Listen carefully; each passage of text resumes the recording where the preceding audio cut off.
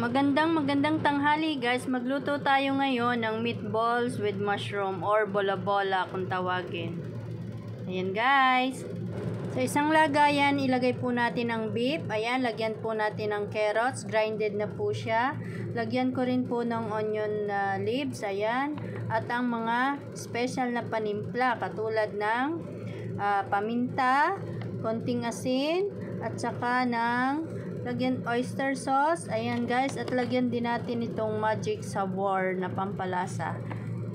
Lalagyan din po natin guys ng isang itlog para mabuo na po, at lulutuin po natin itong ating beef guys ng 2 to 3 minutes.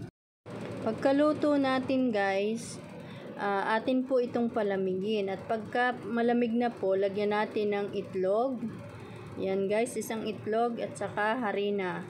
4 tablespoon po yung inilagay kong harina dyan. Yan, then mix it. Pagka mix po natin guys, gumawa na po tayo ng pabilog. Lutuin po natin guys sa mantika katulad nyan at gawing bola-bola. Ayan, katulad nito guys. Ilagay po natin guys sa paper towel. Ayan, para absorb niya po yung mantika na ginamit natin.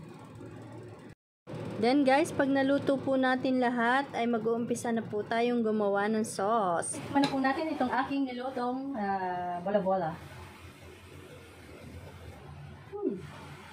Sarap. Ang init. Pausan na. Mainit po din sa kusina. Pausan na po ako. Gagawa tayo ng sausawan. Kaya maglagay tayo ng sauce. Diba? Maglagay na po tayo ng butter sa pan. Lagay na po natin ang sibuyas at ang bawang guys.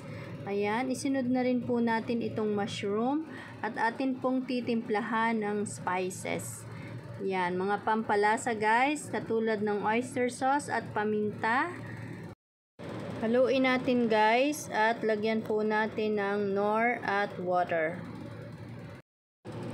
Hayaan kumulo guys until 2 to 3 minutes. Ayan. Habang kumukulo guys tong ating mushroom, lalagay na po natin tong ating nilutong meatballs or yung ating bola-bola.